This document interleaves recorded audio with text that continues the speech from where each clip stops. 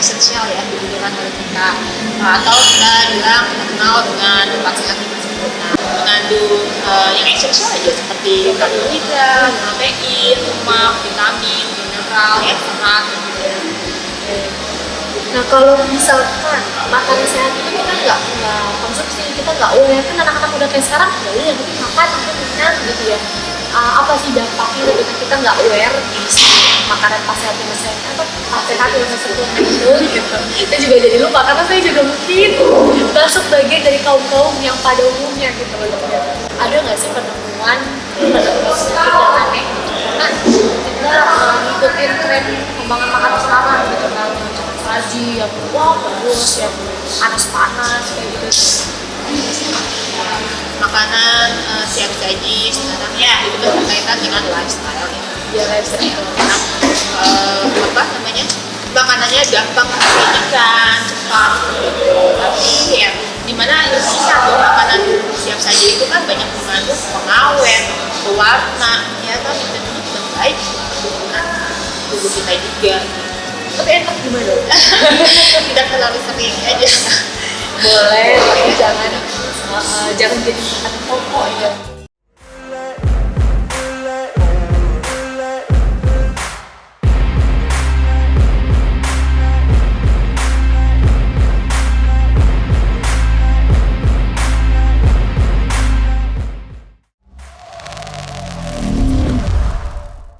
Assalamualaikum Adalovers, jumpa lagi di segmen Ada Healthy, Ada Nutrition Official. Dan tentunya aku sudah bersama dokter cantik yang muda sekali, ada Dr. Fanti Rahmadia, SPP, dokter spesialis bedah umum.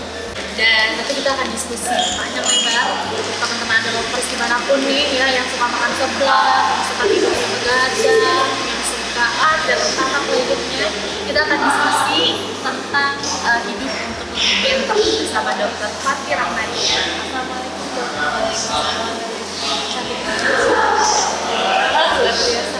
Jadi teman-teman perlu tahu bahwa dokter Fanti itu kesini sejak dulu ya? Iya. Ya? Luar biasa itu aku sama ya? Dapat. Tadi kita di leher, bagaimana?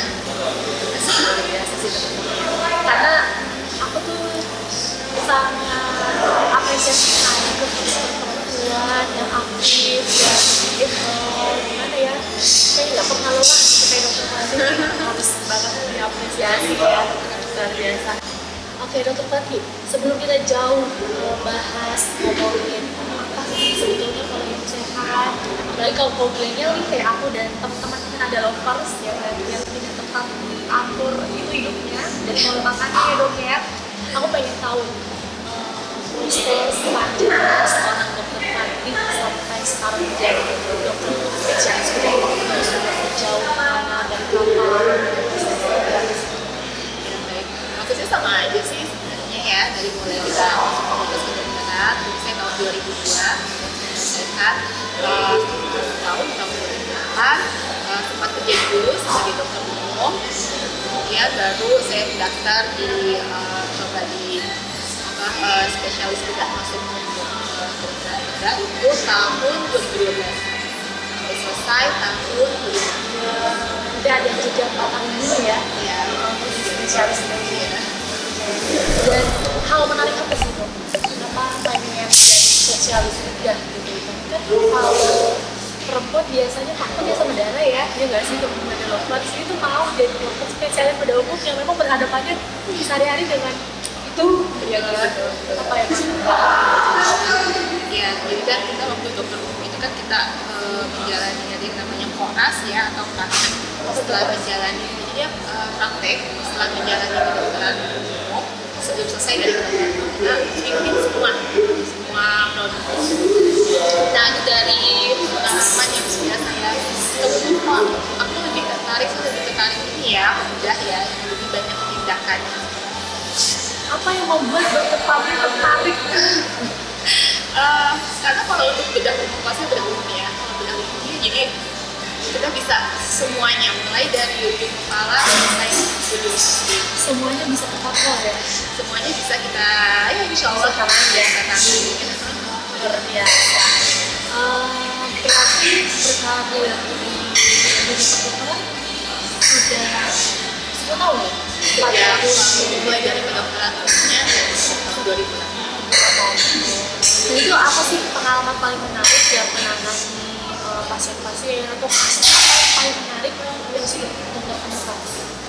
Oh iya, jadi ada pengalaman kebetulan itu kemarin, jadi kan ya kasusnya itu amat sangat langka gitu ya. Jadi ada kasus perdarahan yang sangat-sangat jarang. Perdarahan ya bukan karena dari trauma gitu. Jadi ada apa namanya tuh, kita bareng dengan bagian pidana itu, kemudian ada perdarahan dari saluran cerna, dan itu kasusnya amat sangat jarang. Pendarahan dari saluran pencernaan, posisinya dia lagi melahirkan. Setelah melahirkan. Dan itu karena pada kasus hipertensi berat atau preeklamsia. Itu sebabnya kenapa biasanya? Ya, bisa terjadi, tapi ini amat sangat rare ya. Yang paling sering itu hati yang mudah berdarah, karena pada kasus-kasus preeklamsia itu pembuluh darahnya kan lebar semuanya gitu. Jadi merupakan komplikasi dari hipertensi yang lama, dari hipertensi karena kehamilan ya. Dan memang sih banyak banget ya kalau kita melihat nih teman-teman ibu-ibu muda gitu ya, itu kan yang baru hamil gitu, sering banget dapat gejala darah tinggi ya, darah tinggi. Nah kalau boleh tahu saat hamil terus tiba-tiba darah tinggi, tapi waktu muda nggak darah tinggi, itu faktornya kenapa sih? Ada perubahan Hormonal, dari perubahan hormonal. maksudnya gini, apakah ada pemicu-pemicu lain selain hormonal gitu, kenapa bisa sangat signifikan gitu perubahannya sampai dapat Iya, luar biasa kan?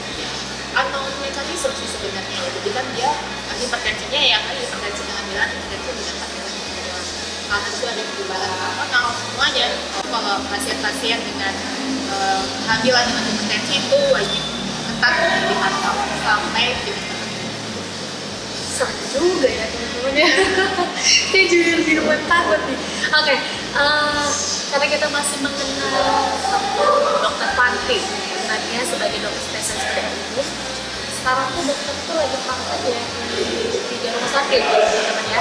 Ada di rumah sakit Galaksi, kemudian rumah sakit Hardina Galaksi ya dok ya.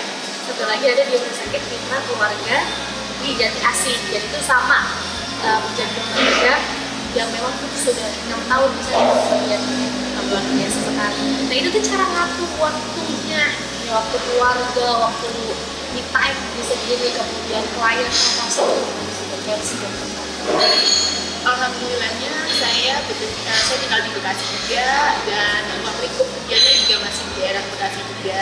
Jadi ya alhamdulillah masih bisa berkeluarga. Hari Minggu paling kita cuma bisa weekend.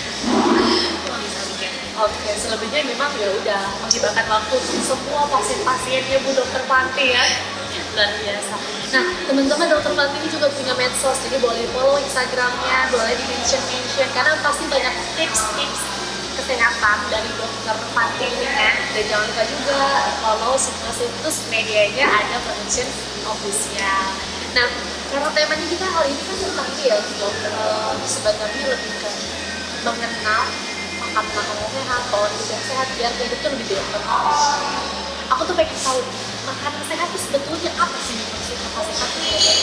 Nasi misalkan, kalau menurut aku nasi sehat, tapi kata orang juga enggak, nasi putih nggak sehat juga kan, jadi tabu ya dok. Nah mungkin mohon dicerahkan untuk kaum milenial seperti kita ini dok. Makanan sehat itu yaitu makanan yang mengandung berbagai nutrisi yang tentunya dibutuhkan oleh tubuh kita. Kan kita nggak tahu ya dok. Kebutuhan tubuh kita tuh apa aja gitu. Jadi kebutuhan nutrisi itu memang esensial ya dibutuhkan oleh kita. Atau kita bilang kenal dengan 4 sehat 5 sempurna. Mengandung yang esensial aja seperti karbohidrat, protein, lemak, vitamin, mineral, yang serat. Nah kalau misalkan makanan sehat itu kita nggak konsumsi, kita nggak aware, kan anak-anak udah kayak sekarang ya udah yang penting makan, aku kenyang gitu ya. Apa sih dampaknya ketika kita nggak aware di makanan pas sehat atau pas sehat yang sempurna itu gitu. Kita juga jadi lupa karena saya juga mungkin masuk sebagian dari kaum yang pada umumnya gitu loh dok ya.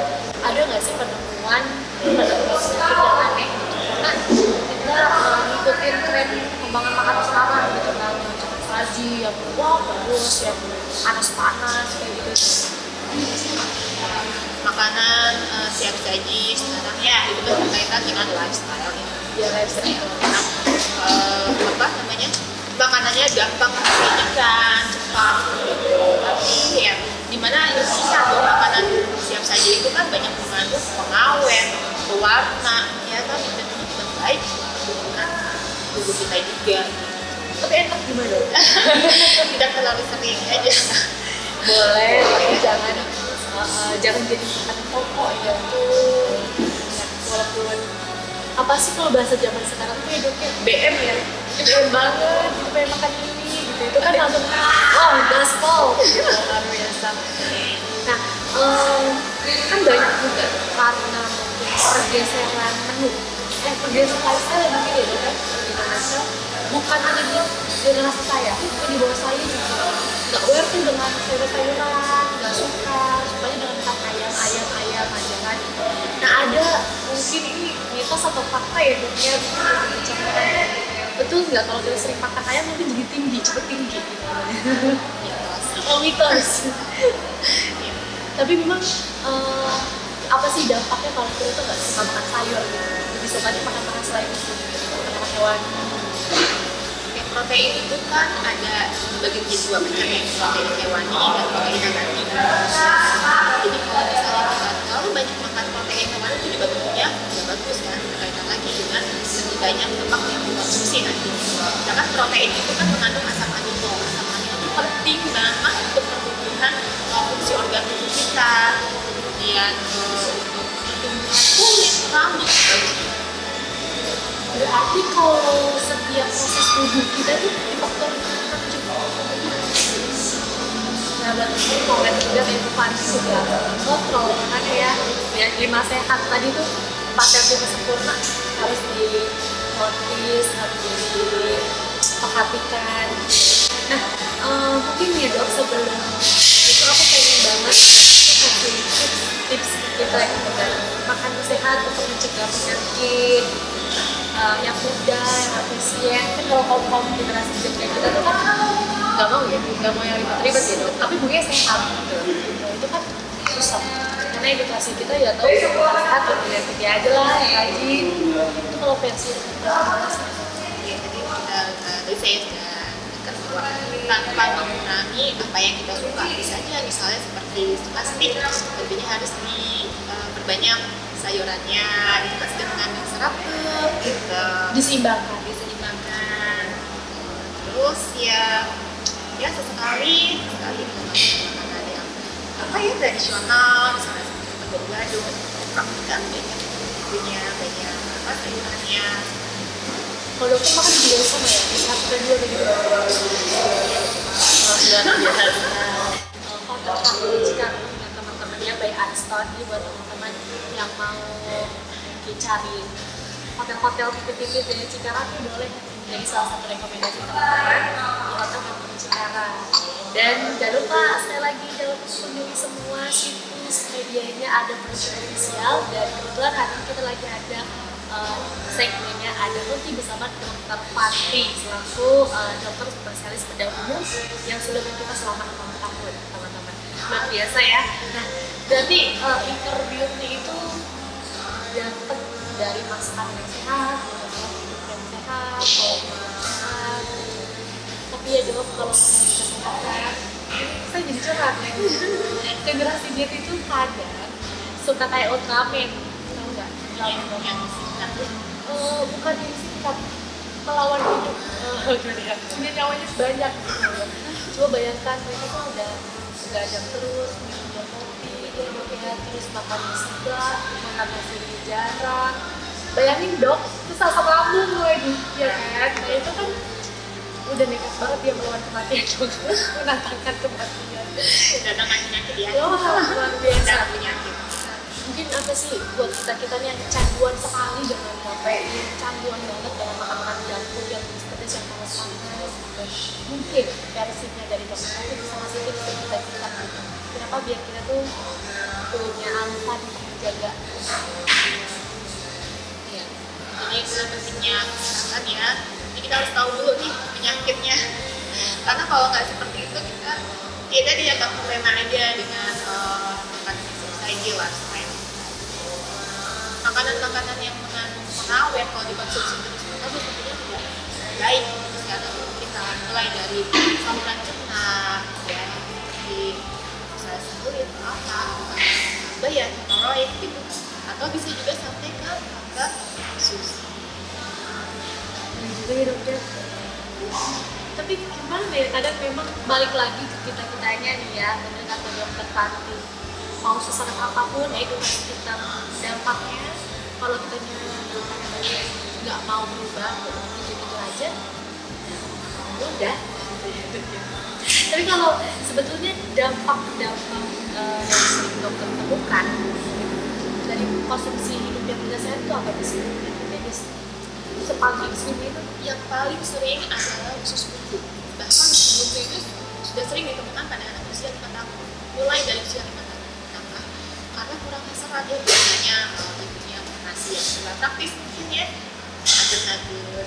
iya usus buntu ya.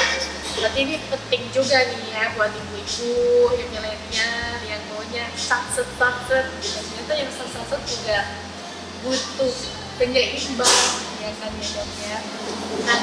Nah, satu pertanyaan sebelum terakhir ya dok ya sebetulnya. Kadang kita tuh kalau ngomongin hidup sehat, apa ya, bukan memang makanan, olahraganya cukup dan sebagainya.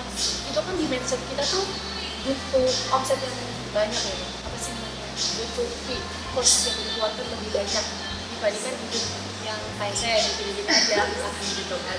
Itu yang membuat orang jadi males buat merubah pola hidupnya menjadi lebih baik versi kesehatan gitu ya dok ya.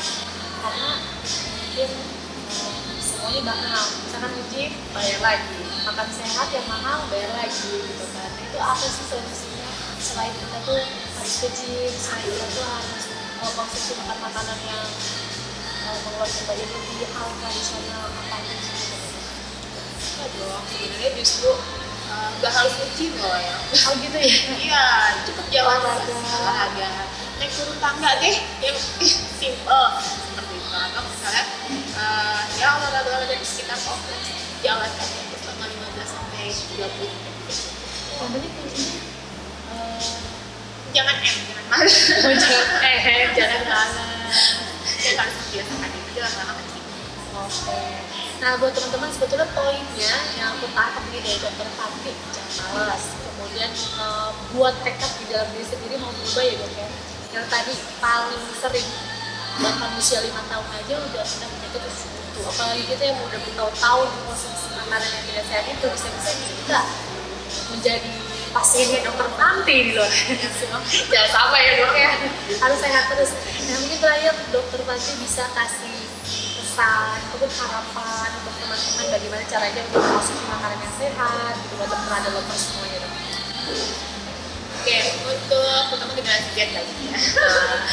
Oke, saya berharap ya supaya lebih memperhatikan pola hidup sehatnya. Jadi bukan hanya sekedar makanan, tapi juga olahraganya, kegiatan sehari-harinya, dan juga untuk pola tidurnya ya. Untuk pola tidurnya, ya kalau nggak bisa 8 jam, ya minimal ada istirahat ya, jangan sampai kurang dari 6 jam. Itu kan nggak tiap hari juga. Dan dari makanannya atau medical check up setahun sekali. Oke, luar biasa dokter Tanti ya. Terima kasih banget dokter Tanti udah ngasih tips ke teman-teman milenial yang kadang memang perlu sekali diedukasi mengenai pola hidup yang sehat ya kan. Apalagi hari ini kita di generasi Z itu mungkin ya berada di situasi yang proses perubahan dengan transisi dari remaja ke dewasa itu kan ada posisi ambang ya kan. Jadi butuh pengarahan pola hidup yang lebih baik. Nah ini mungkin dari tips-tips dari dokter Tanti bisa teman-teman pahami, bisa teman-teman cerna. Nah teman-teman juga sekali lagi yang mau dapat tips kesehatan itu boleh kunjungi Instagramnya dokter Tanti ya. Jangan lupa juga follow Hotel Cikarang, Harper Cikarang by Aston, dan juga jangan lupa follow juga semua situs medianya ada Malaysia Official. Sekali lagi Dr. Fahmi, terima kasih sudah dikenal. Dan semuanya teman-teman developer, saya dan juga teman-teman yang bertugas pada diri, terima kasih bersama.